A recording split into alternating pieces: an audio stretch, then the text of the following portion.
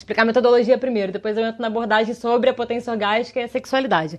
Então são 7 e 7 agora, olha que lindo, portal aberto, 7 e 7. A gente está começando bem ponto mesmo, e aí eu vou fazer da seguinte forma. A gente vai conversar aqui, eu trouxe aqui um script, preparei um script básico que vai me ajudar a eu orientar essa conversa de uma maneira que seja o máximo possível proveitosa, né? Que traga mais conteúdos proveitosos, úteis e importantes para quem está assistindo, para todas nós. E aí eu pretendo fazer isso em torno de meia hora, que vai dar mais ou menos até 7h40. E aí, quando for 7h40, eu vou convidar a Priscila Campos, que está aqui, que acabou de colocar uma mensagem sobre se inscrever no grupo. Ela colocou aqui o formulário. A Priscila Campos é uma super companheira aqui desse trabalho. E ela vai fazer o trabalhinho aqui de coletar as perguntas. Então a ideia assim é ser uma live, né? Essa que é na verdade a primeira aula, eu vou explicar de um curso, para quem ainda não viu, de um curso online, é a primeira aula, mas a ideia é que ela seja o máximo interativa possível, né? Dentro dos padrões aqui do que a tecnologia nos permite. Esse diálogo aqui enriquece, né? Quando a gente traz as experiências, quando a gente traz o que se passa de fato no seu corpo e a abordagem teórica parte disso, né? Parte da experiência prática. É aí que a teoria faz sentido. Então a Priscila vai estar coletando aqui perguntas, vai estar sistematizando as principais perguntas, ou perguntas que pareçam umas com as outras. E no final, quando faltar 20 minutos para terminar a live, ou seja, quando for 7h40 mais ou menos, ela vai entrar aqui, vai dividir a tela comigo e vai apresentar essas perguntas e a gente vai conversar sobre elas. Tudo certo? Então já temos 77, pronto. Começamos 77, 77, 7 é o número da perfeição. Então vamos começar aqui essa conversa. Vou apresentar um pouco sobre a vulva, né? A vulva livre é uma liberta. E também vou apresentar sobre o curso Potência Orgástica, que é essa aula aqui, é a aula inaugural dele, né? A primeira aula. Me apresentando, tentar não ser muito, me empolgar muito com a minha história, porque sim, ela é importante, né? A vulva surge a partir disso e por trás de todo o trabalho tem aquele que trabalha, aquela que trabalha, e a nossa subjetividade, ela é totalmente importante no trabalho que a gente desempenha, na pesquisa que a gente desempenha, né? Tudo isso. Cris, minha comadre, bem-vinda. Vou tentar não ficar aqui olhando aqui as pessoas que estão chegando, porque senão a gente vai ficando empolgada, vai falando, fulana, vai batendo aquela saudade, e aí daqui a pouco eu vou ficar só aqui mandando beijo, vou ficar só querendo abraçar virtualmente todo mundo que tá aqui, então não vou olhar mais, e também não vou olhar para as perguntas, porque é a Priscila que vai sistematizar as perguntas, e no final ela vai dividir a tela aqui comigo, pra gente compartilhar a partir dessa realidade de vocês, né? Então, a partir de agora eu vou focar aqui na câmera do meu celular, vou resistir aqui a essas notificações extremamente estimulantes que o Instagram coloca aqui pra pessoa, né? 88, só número bonito. Então tá, né? Eu sou Thaís Lara, eu tenho 28 anos, sim, eu sou jovem para esse trabalho. Mas eu gosto muito da frase do Reich. Esse livro aqui, ele é uma das bases teóricas do meu trabalho e ele é o livro da onde surge esse conceito de potência orgástica. Ele vem do Reich, né? Reich foi um médico e foi um psicanalista, né? Ele foi parte da construção da psicanálise. Acho que ele era húngaro, austríaco-europeu, né? Tava ali com Freud, inclusive, desenvolvendo a psicanálise, e ele foi para um caminho, Freud foi para o outro, e tiveram algumas diferenças, né? Assim como também Jung, Winnicott, uma galera que foi desenvolvendo a psicanálise acabou criando ramos diferentes, especificações diferentes da concepção da sexualidade, né? Da psicanálise como um todo, e também algumas divergências, né? Mas não vou falar sobre as divergências, vou falar sobre as convergências. O que o Reich fala nesse livro? Ele fala que bom que eu sou jovem, eu tô agora escrevendo esse livro enquanto eu sou jovem, porque pode acontecer de passar o tempo, eu envelhecer, as pressões, né, culturais, as pressões políticas me fazerem encaretar e eu simplesmente não sentir mais esse impulso que eu sinto em falar disso que eu vivo e que é tão real pra mim, né, que é tão pulsante no meu corpo hoje, na minha experiência hoje, né? Então, sobre isso que eu tô falando é porque eu tenho 28 anos, né? Então talvez muitos olhem e falem, nossa, mas ela é tão nova, eu comecei esse trabalho há 4 anos atrás, né? Então foi 2016. 2016, eu tinha 24 anos, né? Bem nova também. Mas a vida é cheia de experiências, né? Eu sou mãe, tenho um filho de 2 anos e eu costumo falar que desde que eu me tornei mãe, foi assim um pulo, né? Um salto quântico, assim, da minha percepção, da minha experiência em ser mulher. Depois que a gente se torna mãe, não que todo mundo tenha que se tornar mãe, né? Todas as mulheres tenham que ser mãe, mas na minha experiência, depois que a gente se torna mãe, a gente vê o mundo de uma forma diferente, a gente enxerga o nosso corpo de uma forma diferente, porque, olha, ficar grávida, gestar, vou ter que parar de pôr a mão na mesa porque ela é bomba, gestar e parir, né? E amamentar, e educar, isso definitivamente transforma a maneira que a gente se percebe, porque é muita potência.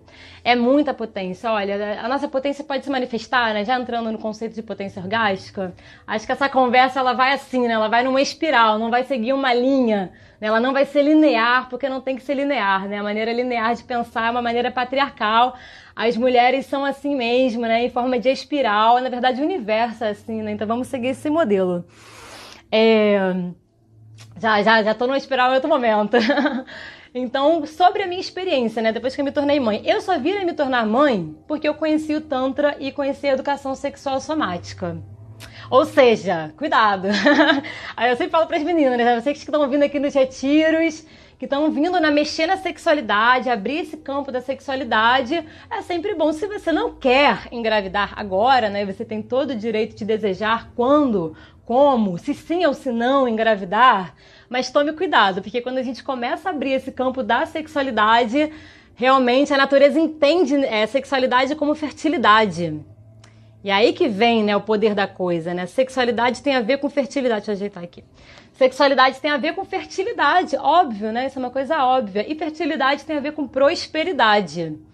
Então, eu sempre falo isso, né? A energia sexual, para o Tantra e para qualquer um que se empenhe em refletir sobre esse sentido amplo da sexualidade, que tem a ver com a fertilidade, que tem a ver com a vida, que tem a ver com uma ecologia que funciona no nosso corpo e em toda a natureza, vai entender que a sexualidade tem a ver com prosperar, né? Então, quando a gente tá numa experiência sexual, numa experiência de prazer, numa experiência orgástica, a gente está prosperando. Biologicamente falando, psicologicamente falando, fisiologicamente falando, até social e culturalmente a gente está prosperando. Então a energia sexual ela é a energia mais poderosa que existe no mundo.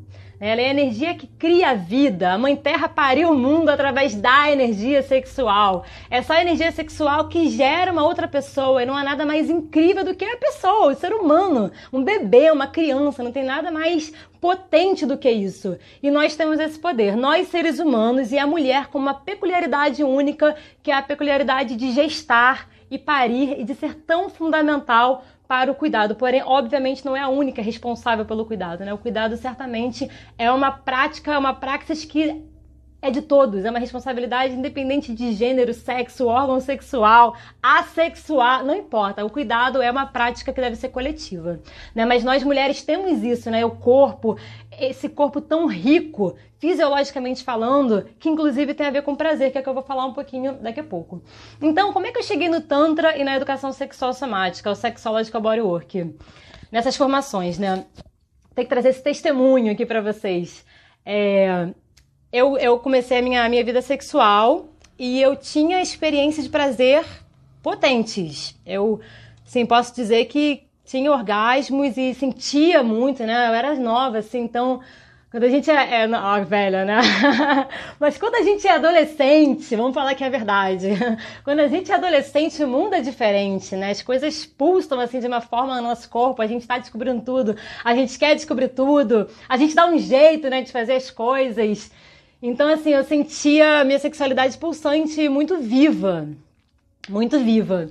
E aí, depois de um tempo, eu não sei o que aconteceu, não sei... eu sei sim. Vou compartilhar o que aconteceu.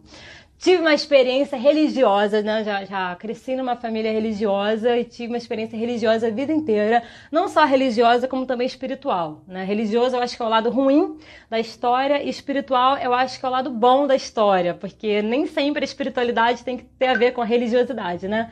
Tem aquela espiritualidade que é essa que eu tento viver hoje, que é uma espiritualidade livre, né? Uma espiritualidade viva e que perpassa o corpo. Mas eu tive, então, né, depois que eu já tinha minha experiência sexual, né, nova, que eu falei aqui, eu tive um contato mais profundo, assim, com a religião. Tive uma imersão na religião que me gerou uma série de problemas que teve a ver com culpa pela minha sexualidade. Eu, né, me senti culpada porque eu fiz sexo antes do casamento. E nas culturas patriarcais, que também a judaico-cristã faz parte, né? Quando eu tô falando aqui cristã, não tô estigmatizando todo mundo que é cristão, porque há várias maneiras de ser cristão e Jesus mesmo basicamente não tem nada a ver com o que está colocado assim na hegemonia, né, da igreja institucional. Mas na minha experiência religiosa, sim. Eu tive uma experiência muito forte com a culpa por ter vivido a minha sexualidade antes do casamento, né? Porque existe esse princípio muito forte, a Evelyn aqui comentando que também teve isso. É muito comum, assim, no Brasil, na América Latina, né? Em países cristãos em geral, né? Ou países católicos ou protestantes, né? Ou pentecostais, etc. Isso é muito forte, né? A gente tem que... A Bárbara aqui, essa fase foi braba. A gente, inclusive, era da mesma igreja. Depois a gente, né, fez também um movimento revolucionário, cada uma foi para um caminho e construiu a partir dessa experiência, né? Eu também sou muito grata por tudo que eu aprendi ali. Se não fosse cada pedaço dessa caminhada, a gente não estaria aqui agora, né? Então a gente tem que ser grata à nossa história e saber caminhar com ela e não contra ela. E aí foi, né? Então eu tive essa experiência de trauma, um trauma mesmo, posso dizer que foi um trauma, assim, somatizado no meu corpo, que teve a ver com a culpa. Eu entendi que era muito a ver com a culpa, sabe? Eu entendi que era a culpa mesmo. E essa culpa, no meu estudo do Tantra, posso fazer depois uma live, um vídeo sobre isso, estava diretamente ligado ao segundo chakra, ao chakra sexual. Estava diretamente ligado a essa região biopsíquica e energética que tem a ver com o ovário, com o útero. E aí eu comecei a desenvolver uma síndrome muito conhecida, assim, os dados são alarmantes, são quase epidêmicos, chamada síndrome do ovário micropolicístico, monoteísta em geral. Eu não posso ficar olhando aqui, eu tenho que continuar, senão eu vou querer responder, vou perdendo o fio da meada, mas é que o Heitor colocou aqui que são religiões monoteístas, né? As religiões monoteístas, via de regra, são religiões... Tem aquela cultura central que é a única correta, né? Esqueci o nome dessa palavra aqui, quando a cultura é etnocêntrica, né? Elas são extremamente etnocêntricas e, via de regra, também são patriarcais, então tem a ver com isso.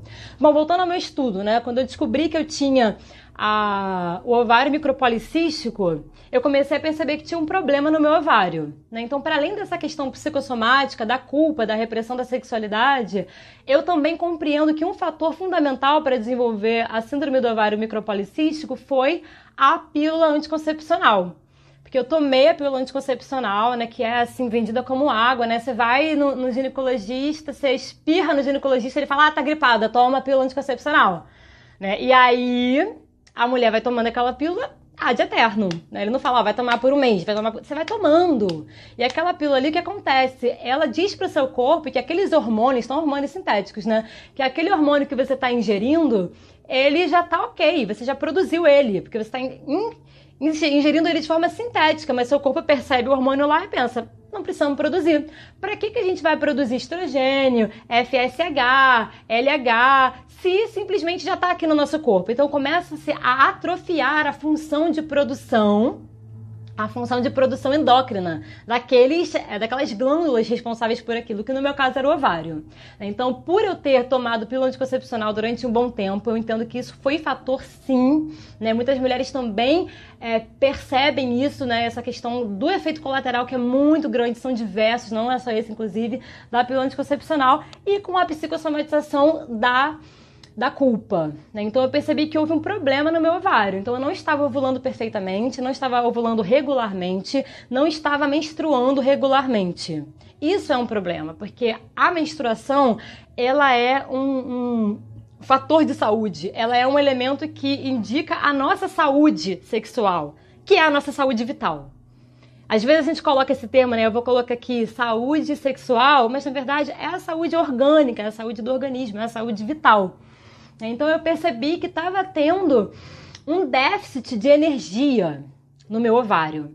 E aí quando a gente fala ovário, né, a nossa medicina tem essa crítica, né? Existe essa crítica hoje à medicina, que a medicina ela corta, né? Ela parece que ela mata o corpo, ela tira a vida, ela tira todo esse encantamento, essa energia, essa inteligência do corpo, depois ela corta em pedacinhos e fica ali dando nome, inventando doença ou procurando doença, né, e inventando um remédio para aquela doença e vendendo remédio. Estou falando de uma medicina específica que é a medicina farmacocêntrica ligada à indústria farmacêutica, né? Que é uma indústria também de viés com todos esses elementos culturais que eu falei, patriarcais, capitalistas, etc.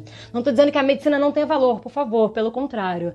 A medicina tem muito valor, a ginecologia é muito importante, eu não sou ginecologista, não faço esse papel, recomendo, inclusive, outras companheiras, né, que são ginecologistas para fazer esse trabalho aqui de forma associada, né, de forma complementar. Mas a medicina que a gente tem, ela é, via de regra, muito problemática. Então, ela está aí sempre receitando remédios e não entrando profundamente qual é a questão. Então, a gente separa. O seu problema é no ovário, o seu problema é no útero, o seu problema é no clitóris, o seu problema é no lábio interno direito, né? O seu problema é, no cu.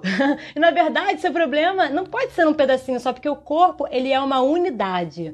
O corpo, ele é uma unidade indissociável e integral. Então, todos os órgãos e todas as camadas desse corpo, né, seja óssea, seja muscular, seja neural, né, e seja inclusive energética, porque o nosso corpo tem eletricidade, isso é sabido pela medicina, não é só uma viagem mística, né? O nosso corpo, ele tem energia, ele é movido à energia, inclusive. Sem energia nada existe, nada funciona, né? Inclusive. Ele também é emocional, ele também é psíquico. Então, quando a gente vai olhar toda a nossa saúde, quando a gente vai olhar principalmente a nossa sexualidade, a gente tem que ter esse olhar integral, esse olhar de um corpo que é multidimensional.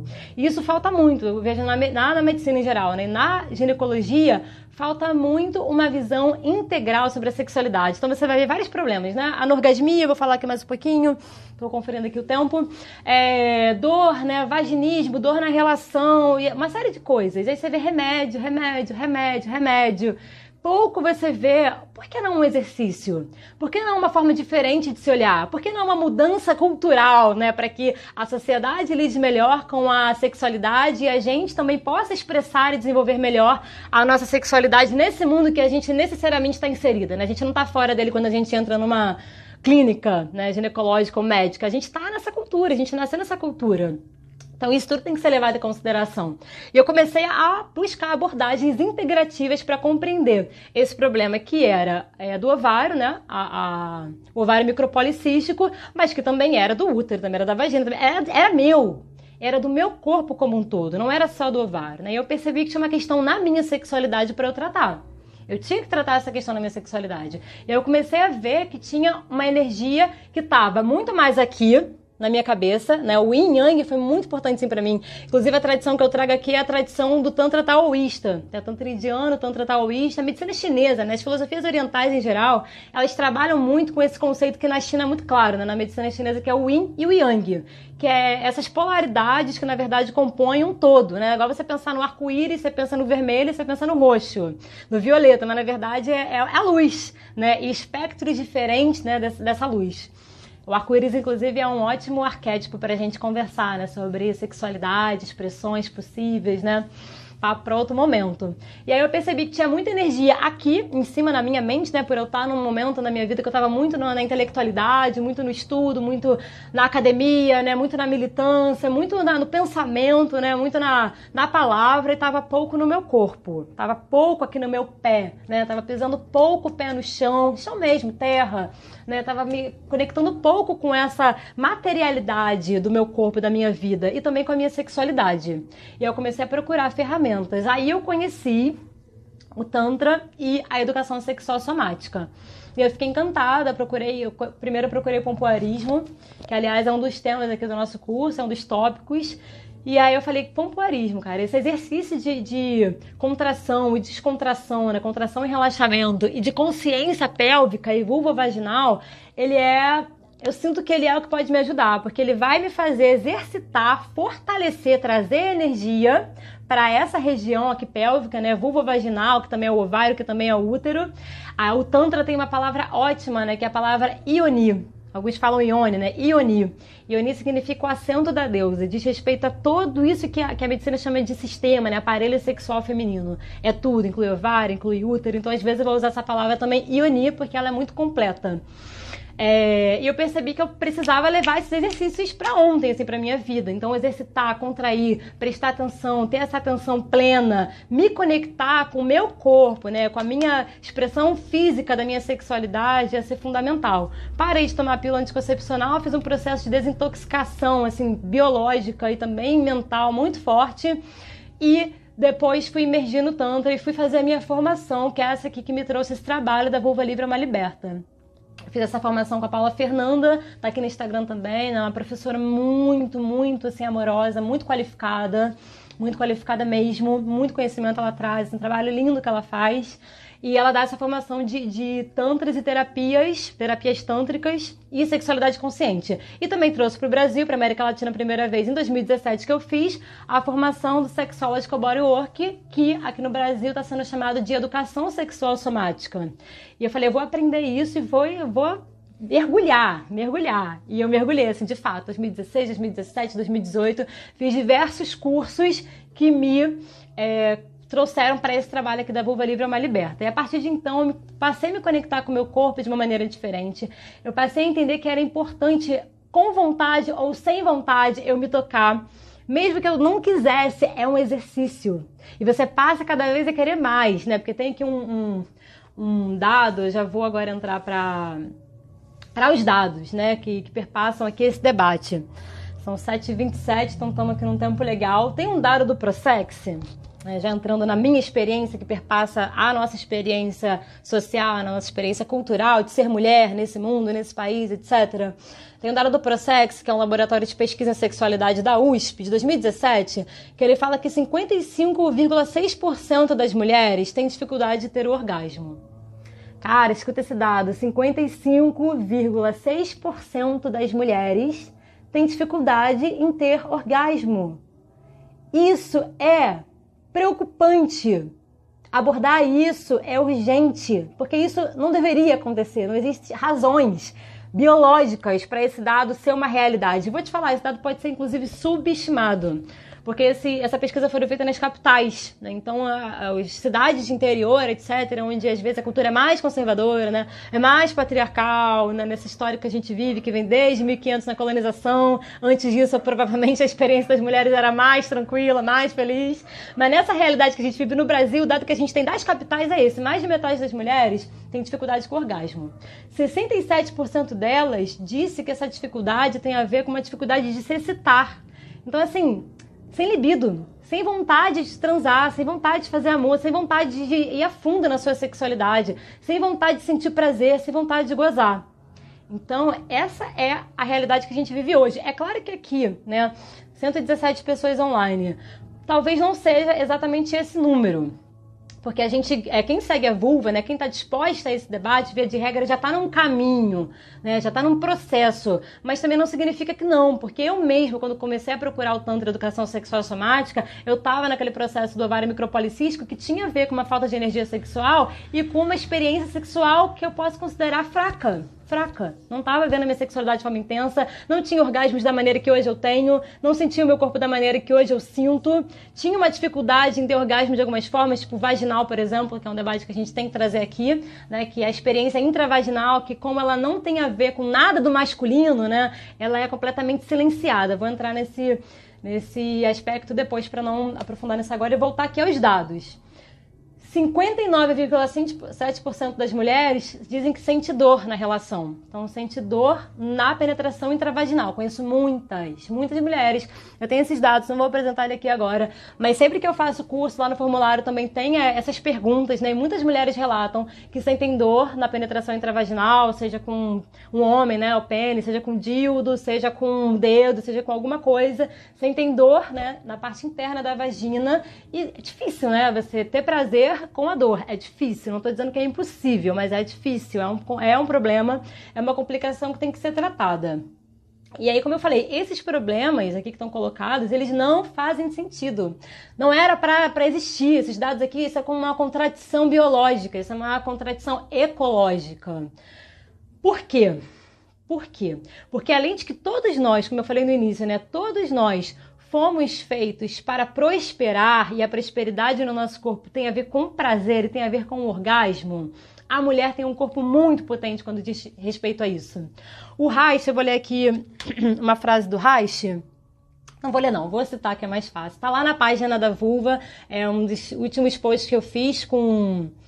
Tá um cartazinho assim, né, escrita a frase do Reich. Ele fala que a potência orgástica, isto é, a capacidade do indivíduo de entregar-se ao clímax da excitação sexual, né, a capacidade do indivíduo, da pessoa de sentir e de se entregar ao prazer, ela está diretamente ligada com a saúde psíquica.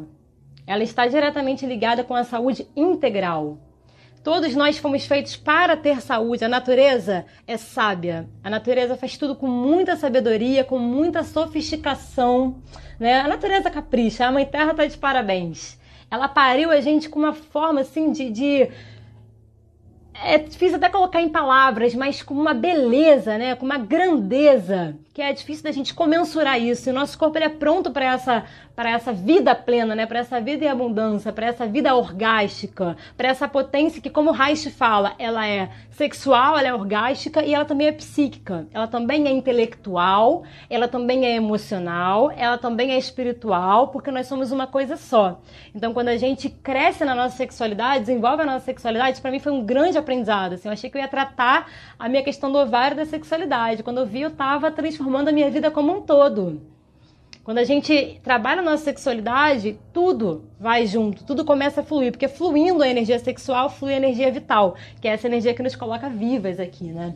Então não era para estar essa realidade aqui, porque além de todos nós termos o direito natural de sentir prazer com o nosso corpo, né, de sentir prazer com a nossa sexualidade, de maneira ampla, inclusive, para além dos genitais, mas também com os genitais, é importante que se diga essas duas ênfases, né, para além dos genitais, mas também através dos genitais, ela está colocada para todas. E a mulher, olha, vou te falar, a mulher tá assim presenteada pela natureza. É um privilégio ser mulher. É um privilégio ser mulher, sim. É um privilégio biológico, mas não é necessariamente um privilégio político por conta do patriarcado que a gente está aqui para desconstruir.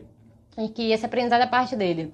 Então, vou colocar um dado, assim, por que eu estou dizendo que a mulher tem essa grandeza, né? Primeiro porque é na mulher que a vida se gesta, é na mulher que a vida vem ao mundo. Então a natureza não vai fazer qualquer corpo para receber essa e todas, né, as pessoas que vêm ao planeta Terra, vêm através da mulher, vêm através do útero, que é a Ioni, que é esse sistema sexual da mulher. Então ela fez isso com muito capricho. É ali que o suprassumo que ela pôde colocar, ela colocou ali. Para que todos os seres humanos, inclusive os homens, né, também viessem abençoados por essa potência. Exemplo disso, um exemplo de dado que a gente tem, né? O pênis, a glândula do pênis do homem, né, aí tem uma questão de Freud, né, que é essa questão do falocentrismo, né, o pênis, vamos adorar, vamos aqui, né, todos reverenciar o falo, né, cheio de estruturas arquitetônicas, inclusive fálicas, né, obeliscos, etc., pela cidade. Mas a glândula do pênis, ela tem 8.000, ela tem 4.000 terminações nervosas. Enquanto isso, vou tirar aqui o som. Enquanto isso, a glândula do clitóris, já devia ter feito isso, né? Aquelas. Então, se a glândula do pênis tem 4.000 terminações nervosas, imaginem quantas terminações nervosas tem a glândula do clitóris. Vai, eu vou esperar uma resposta aqui. Uma resposta. 4.000 terminações nervosas na glândula do pênis. Quantas terminações nervosas teria na glândula do clitóris? Vamos colocar? A glândula do pênis é muito maior, né, por ser um órgão totalmente externo, é muito maior do que a glândula do clitóris, que é um órgão mais interno do que externo. A gente sabe que o clitóris, hoje a gente sabe disso, que o clitóris ele não é só aquela ponta do iceberg, né, que a gente conhece ali. O clitóris ele tá ali totalmente inervado ali pra dentro. Tem imagem sobre isso aqui na página da Vulva. Mas tá aqui, ó, as meninas que fizeram o curso já colocaram, viu?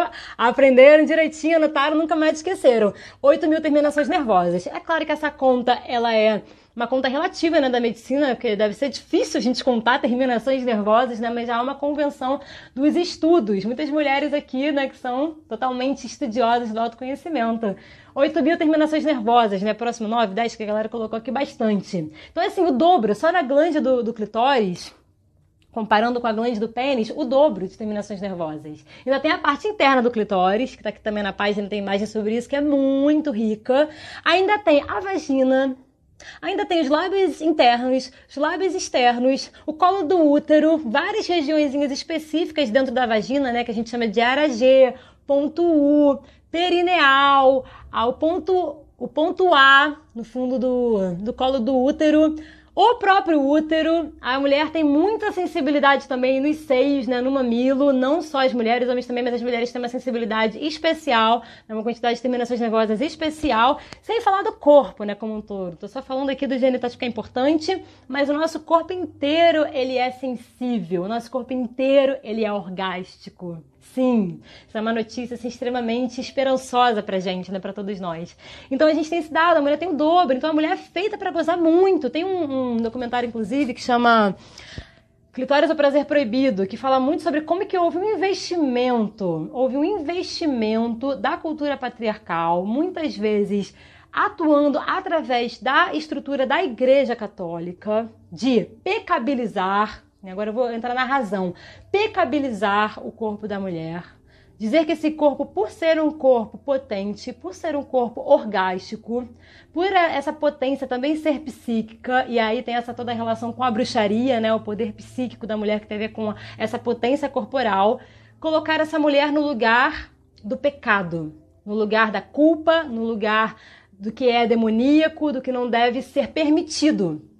Então, esse é o primeiro elemento que é básico. Por que esse dado existe, né? Por que a gente tem 55,6% das mulheres brasileiras, né? O Brasil, inclusive, é o país né? Para ir para fora, é o país da liberdade sexual, é o país da sensualidade. Por que nesse país, quase 60% das mulheres dizem ter dificuldade com o orgasmo? Porque esses elementos patriarcais que foram colocados aqui, né? Que são patriarcais, que são de violência. Eles são, acima de tudo, uma cultura de violência. E essa violência se manifesta também no patriarcado, se manifesta também através de uma cultura repressora e de uma religião repressora, que é o que aconteceu no nosso país, né? E que está aí até hoje. A gente está em 2020, tanto debate, tanta página feminista na internet, e hoje as mulheres ainda colocam esse dado. Então, uma dessas razões é essa razão que é a cultural. Essa razão cultural acaba gerando o quê? Vou colocar aqui uma coisa muito importante. A cultura do estupro. Então, assim, não dá pra gente falar sobre a sexualidade da mulher sem falar sobre a cultura do estupro. Em 2018, no Brasil, mais de 66 mil pessoas foram vítimas de estupro. Desses 66 mil pessoas, 53% eram meninas de até 13 anos. Então, a gente não está mais falando agora só sobre violência sexual, mas a gente está falando de pedofilia e de violência contra a criança. Então, as mulheres, quando sofrem violência sexual, na maioria das vezes, começam a sofrer essa violência na infância. E isso, assim, é muito forte, é muito alarmante, é muito preocupante, porque essa realidade está do nosso lado. É a nossa amiga, é a nossa vizinha, é a nossa prima ou é nós mesmas. Então, a gente falar sobre prazer, falar sobre saúde sexual, sem falar sobre isso, sem considerar essa realidade cultural, né, estatística, que não é só número, né, que perpassa o corpo, a alma, o coração, toda a vida, né, dessa pessoa, ela é mudada negativamente falando a partir de uma experiência de violência tão profunda como essa, que a gente até nem pensa, né, tão diretamente, porque isso faz um mal tão grande. É difícil até falar sobre isso, mas essa realidade ela tem que ser dita, ela tem que ser discutida, ela tem que ser combatida de todas as formas possíveis. E cada passo que a gente dá, sim, familiares, pais, tios, marido, né, tem o estupro marital também, isso está muito próximo, né, via de regra são pessoas próximas também. É o que acontece, né, juntando essa repressão da cultura da negação da sexualidade, que tem um aspecto religioso muito forte, existe esse elemento do patriarcado, da cultura do estupro.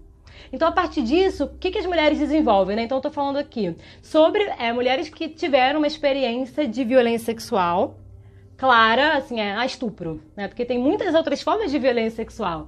Se você parar pra pensar, você ser punida, você ser coagida, você ser assediada, né? Fio-fio. Tudo isso são formas de violência sexual. A repressão da sexualidade na infância e na adolescência, a proibição da masturbação na infância e na adolescência, também é uma forma de violência sexual, é uma forma de abuso. É um abuso alguém dizer pra você que você não pode tocar o seu corpo, que você não deve se aceitar, que você não deve se amar. Então, é uma forma de abuso também. Então, esses casos aqui, 66 mil, né, mulheres de 2018, é muito pouco, é mentira. Esse dado aqui ele é subestimado. A maioria das mulheres não denunciam, porque convivem com esses homens, têm medo. Por isso é tão importante a gente falar, tão importante a gente estar junto, perguntar, né, se empoderar, se ajudar. Falar também é muito importante. Então, a partir disso, além, né, desses casos de estupro, que a gente conhece que é mais claro como violência sexual, a gente tem essas formas menores de violência sexual que faz parte da própria cultura patriarcal. A gente vive numa cultura de violência. E aí, o que essa violência gera? Essa violência gera dor, né? Essa violência gera dor. E a dor está diretamente aqui, fisiologicamente falando, tem a ver direto com a contração.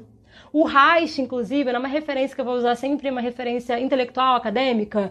O Reich, ele faz experiências com organismos unicelulares, ele percebe que a dor gera contração. Quando ele mexe lá nas bactériazinhas, ele vê que elas, estimuladas por dor, elas se contraem. E já quando elas estão no estado normal ou experiência de prazer, a tendência é se relaxar, a tendência é a gente se abrir, né? Quando a gente está numa experiência de prazer, é a gente aflorar, é a flor quando encontra o sol. Essa experiência de abertura que a gente tem na vida, né? Na dança, quando a gente está alegre, quando a gente tá junto, né? Quando a gente se abraça, é essa abertura que a gente vive. Então, via de regra, quem sofre essa experiência, que somos todas nós, como eu falei, de formas e níveis diferentes, desenvolvemos uma coisa chamada tensão pélvica. Tensão pélvica é uma palavrinha que explica muito, que na verdade ela não tem a ver apenas com as mulheres, ela tem a ver também com todos nós, né, que vivemos nessa cultura patriarcal e de repressão sexual, mas com as mulheres ela se manifesta de uma maneira mais cruel. E aí, a partir da tensão pélvica, a gente tem, por exemplo, o vaginismo.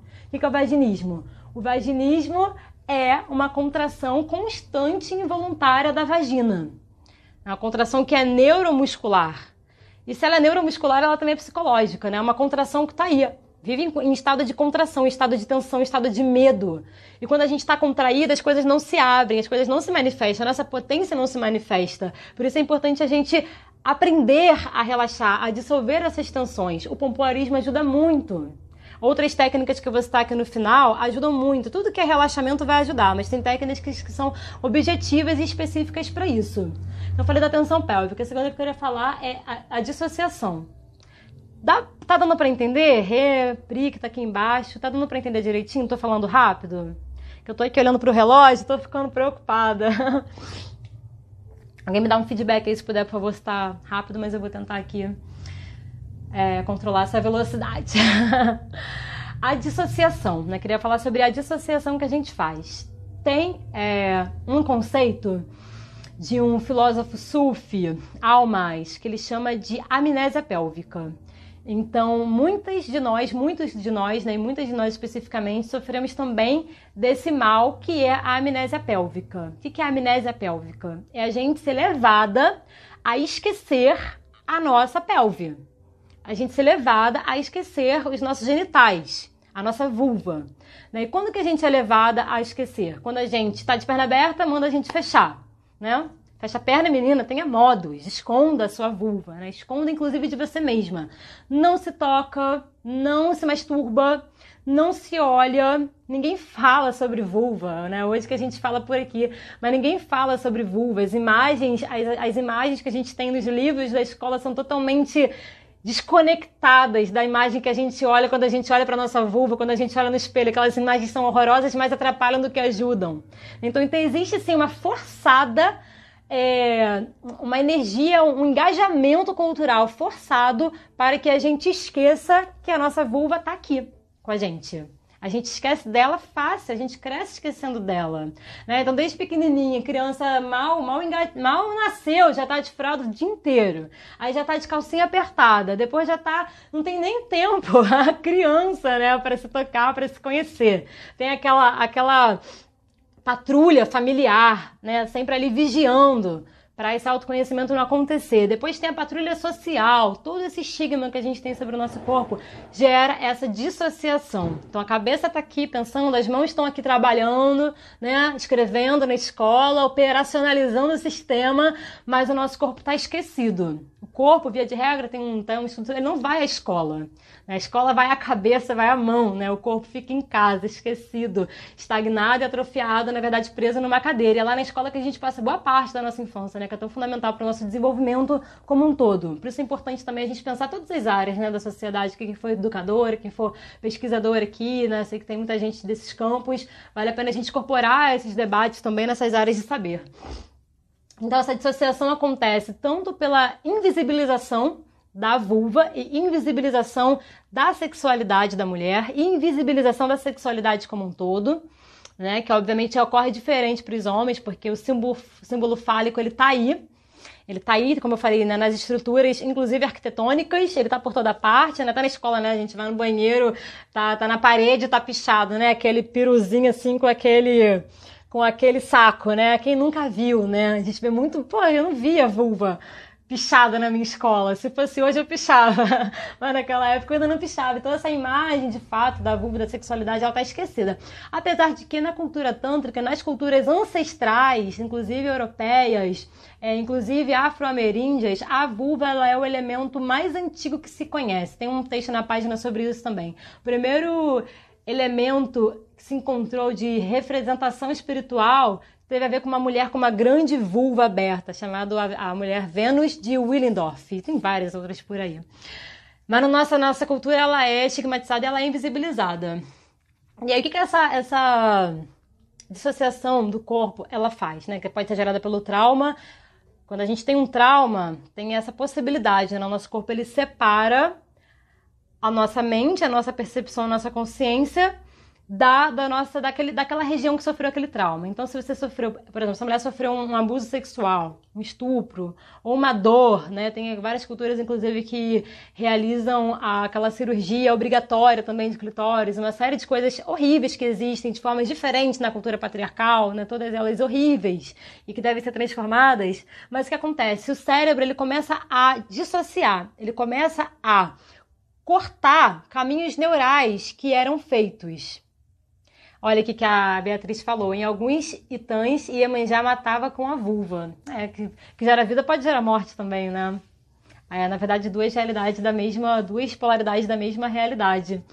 E aí tá em todas, né? Tá em todas as culturas ancestrais e pré-patriarcais. Essa simbolização da vulva como elemento máximo de poder, de potência. E aí o que acontece? Quando a gente vive também uma experiência de trauma, que inclusive pode ser pela própria repressão, a gente dissocia. Então aquele caminho neural do sistema nervoso, né? Tô falando de fisiologia mesmo, nervos da vulva até o cérebro, por todo o nosso sistema nervoso, né? Porque o nosso cérebro ele não tá só aqui. O cérebro, enquanto sistema nervoso, ele tá no nosso corpo inteiro. O corpo inteiro é inteligente. Isso que a medicina ensinou pra gente, que aqui pensa, que faz, né? É mentira. Não existe essa hierarquia no corpo. Então esse caminho ele é cortado. E aí, quando a gente começa a fazer exercícios de reconexão neurosensorial, esse é um termo fundamental do Sexological Bodywork, né? Reconexão neurosensorial, a gente começa a aprender a prestar atenção de novo, a retornar a nossa consciência no nosso corpo, na nossa vulva, na nossa vagina, na nossa ioni como um todo.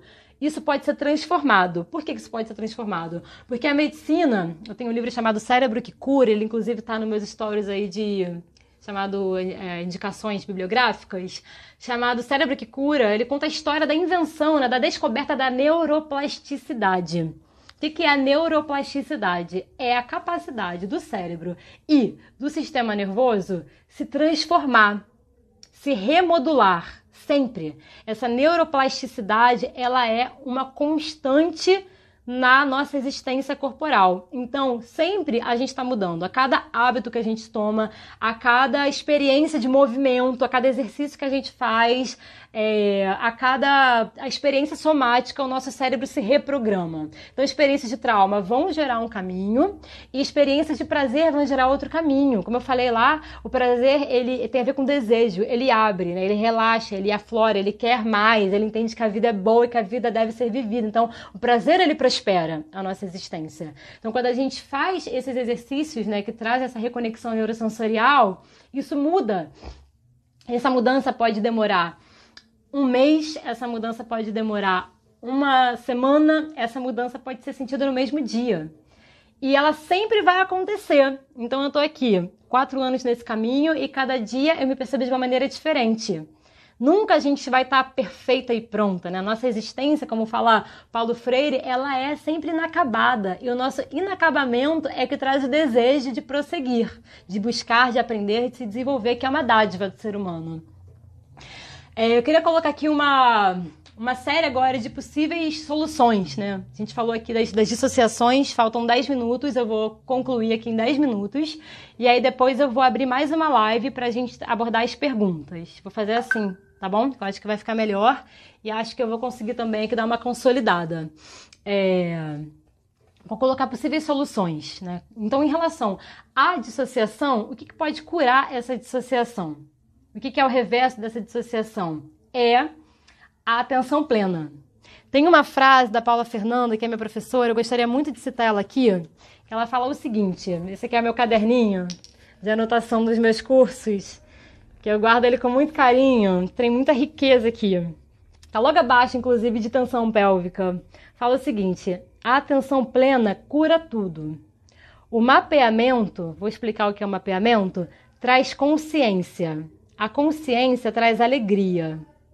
E o prazer empodera a mulher. Essa frase aqui, ela já diz tudo. Meus créditos a Paula Fernanda aqui, essa frase é linda demais. E ela começa a falar sobre a atenção plena. A atenção plena, ela é inclusive uma das possíveis traduções para o chamada meditação, né? Aquela palavra da meditação que agora está muito em voga. Mindfulness. Né? A mindfulness agora está muito em voga, que massa, né? Por isso, esse conceito da atenção plena. Você está plenamente consciente do presente. Plenamente consciente do presente é um grande desafio, né? Porque a gente recebe tanto estímulo que a gente está aqui, mas vem subconscientemente até uma imagem publicitária na nossa mente. Então é muito estímulo que a gente recebe, muita coisa ao mesmo tempo, computador, celular, vários aplicativos abertos, né, várias responsabilidades, quem é mulher, quem é mãe, tem um filho, tem a comida, tem a casa, tem não sei o quê. Então a mente está em muitos lugares ao mesmo tempo. Então por isso é tão importante a gente aprender exercícios de atenção plena. E aí a base assim, do Tantra e da educação sexual somática tem a ver muito com isso, com aprender a estar plenamente presente e plenamente consciente desse corpo. Isso a gente faz através de 4 chaves que eu vou trazer aqui no final. Isso a gente faz através da respiração, a gente faz através da meditação, a gente faz através de uma intenção mental. Olha, eu vou... Peraí, deixa eu voltar aqui pro meu corpo.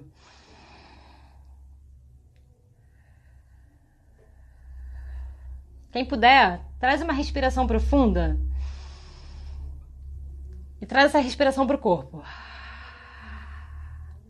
Você percebe que quando só de você fechar o olho, né, sair um pouquinho do mundo externo, por isso que as religiões têm muito isso, né? E você entra um pouquinho, respira fundo e solta. Só isso, que é um exercício tão simples, é capaz de trazer para você a atenção plena. Você chega num outro nível de presença no corpo. Então não tem como você ter uma sexualidade satisfatória, ter uma percepção sensorial da sua vulva, da sua vagina, se somente estiver lá no homem, né? Estiver lá no pênis do homem, no prazer do homem, nas coisas que você tem que fazer, nas pressões, né, sociais. A sua presença tem que estar aqui. Eu estou no meu corpo, eu sou o meu corpo, eu ocupo meu corpo, eu habito o meu corpo. Essa aqui é a minha casa. Eu respiro com ele e eu levo a minha atenção a ele. Então a gente tem no curso esse exercício de mapeamento vulvovaginal que a Paula falou aqui, que é uma prática que a gente faz. Eu vou adaptar ela para o formato online para esse curso, Potência Orgástica, que é uma prática onde a gente, depois de muita coisa, né? Depois de muitas práticas, assim, ela é uma etapa posterior. Depende de outras práticas que a gente já tenha feito, mas é uma prática onde a gente sente a nossa vulva, o toque, não é uma massagem ainda, mas é um toque sensorial que a gente sente. O que é o pubis, o que é o clitóris, como eu sinto meu clitóris com várias formas de toque, pressão, etc. Como é que é o meu lábio interno, como é que é o meu lábio externo, como é que é a minha vagina, a parte de cima, a área G, a parte de baixo, pro períneo, mais pro fundo do colo do útero, ou colo do útero. Então você percebe a partir do toque na vulva, que ainda não é uma massagem, mas que é possível o caminho para a massagem, não necessariamente, você percebe como que é as sensações que estão ali potentes, né? oportunizadas pela sua vulva.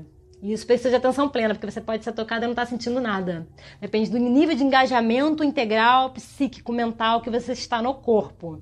Outro elemento que eu queria colocar aqui como soluções desses problemas, né? O autoconhecimento. Aquela frase básica, conhece-te a ti mesma e conhecerás as deusas e o universo. O universo se manifesta no microcosmos do nosso corpo. Então, quando a gente começa a se conhecer, a gente compreende melhor a vida. O autoconhecimento tá sendo muito dito hoje em dia, né? E temos que falar do autoconhecimento no corpo. Conhecer mesmo esse corpo aqui. Olhar, tocar, sentir, ser tocada, movimentar, sentir como é que são as minhas experiências no movimento. Como é que é as minhas experiências nas minhas ações do dia a dia, quando eu estou trabalhando, quando eu estou me relacionando. A gente começa a ter uma consciência das relações também em outro nível. O autoconhecimento transforma tudo. E aí, por último, eu queria falar da terapia, né? Terapia fundamental para também nesse processo de, vou colocar como cura, né? Mas voltando lá a Paulo Freire, esse processo de desenvolvimento nunca é acabado, nunca é integral, né? Ele está sempre continuando. Então há várias formas de terapia. Óbvio que a psicologia, a psicoterapia, né? Ela é muito importante, ela ajuda muita gente, a psicanálise ajuda muita gente, mas também existem várias outras formas de fazer terapia, né? Existem as terapias corporais, a meditação é uma forma de terapia, existe outras linhas, né, da terapia, as terapias psicossomáticas. De qualquer forma, é muito importante que o corpo esteja presente na terapia, pelo que eu falei da neuroplasticidade. É muito importante você que faz psicanálise, que está num processo de buscar desenvolver sua sexualidade, procurar práticas terapêuticas que te ajudem, corporalmente falando também, porque o corpo ele recebe na hora a informação. Na hora que você recebe um toque na sua vulva, na sua vagina, com respeito, né? Um toque de uma pessoa que você confia, eu faço isso muito de uma maneira circular nos retiros, nos cursos, então nós fazemos as práticas umas com as outras. Você ter essa experiência fora de uma situação de tensão, de trauma, numa relação com um homem, que às vezes envolve várias questões, né? Psicológicas, culturais, você consegue ter uma outra percepção neurosensorial que fica ali, memorizada no seu corpo. E a cada vez que você se desenvolve com a respiração, com o toque, com a massagem, com a masturbação, você vai chegando a novos níveis na sua sexualidade. E agora eu queria falar, já vai acabar o vídeo já, mas eu acho que tem 3 minutinhos aqui.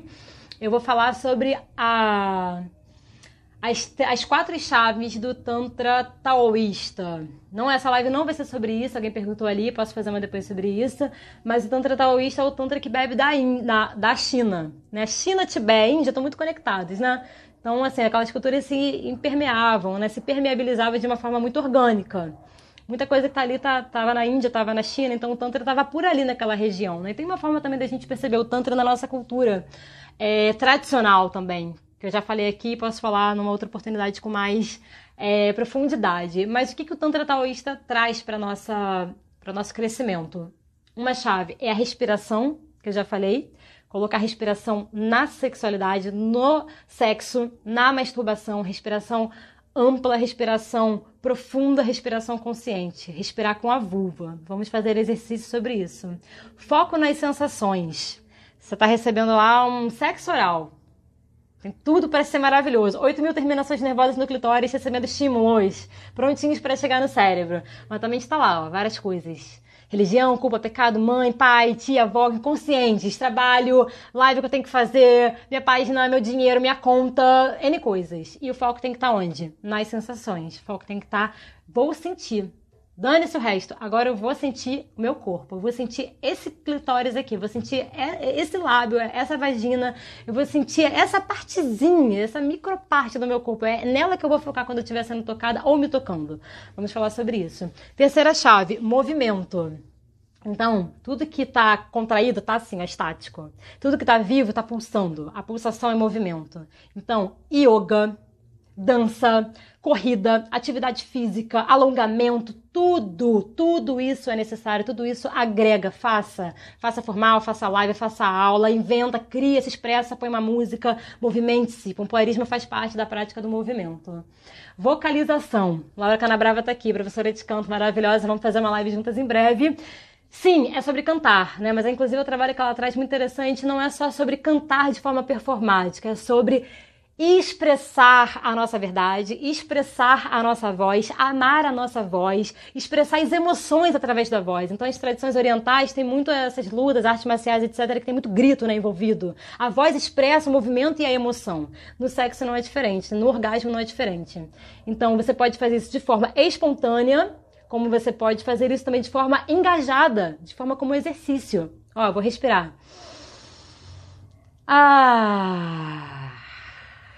Esse ele é uma expressão orgânica, né? Quando a gente está relaxada, quando a gente está satisfeita, a gente está feliz. Então eu vou encerrar essa live aqui com essa respiração. Quem quiser sentar junto, fazer uma respiração e a gente depois parte para as perguntas. Então vamos sentar numa posição, abrir aqui o peito, abrir aqui o ombro. Quem estiver em casa puder se colocar sentada, relaxar um pouquinho. Se quiser fechar os olhos, eu vou fechar os meus olhos agora. Estou aqui conectada com vocês. Vamos soltar aqui um pouquinho o ombro, soltar a pelve. E vamos simplesmente respirar profundo, enchendo a barriga. Soltar.